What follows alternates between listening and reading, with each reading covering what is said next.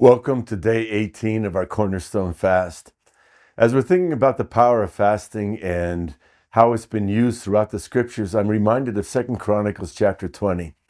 There was this great king who feared the Lord, and his name was Jehoshaphat. He was the king of Judah.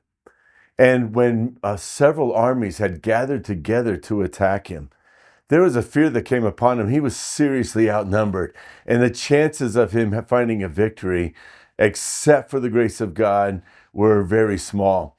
So this is how Jehoshaphat responded in 2 Chronicles 20, starting to read in verse 2. A great multitude is coming against you from beyond the sea, from Aram. Jehoshaphat was afraid. He turned his attention to seek the Lord. He proclaimed a period of fasting throughout Judah.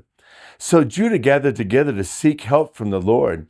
They then came from all the cities of Judah to seek the Lord.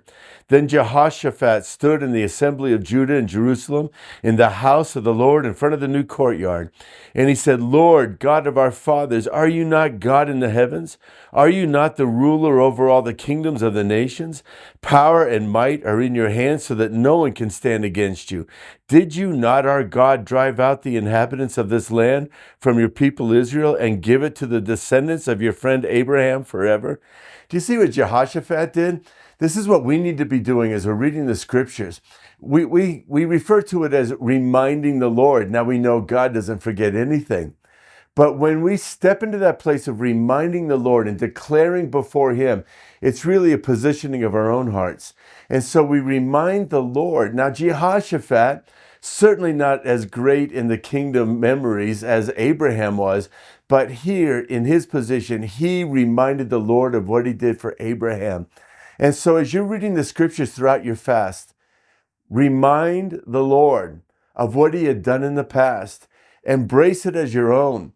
And when you embrace the scriptures and you own it and you say, these examples were written for me, not for someone else, written for me, that's your right and that's your opportunity, that God responds to it. So tomorrow I'm going to talk a little bit more about what God did when Jehoshaphat reminded him of his faithfulness.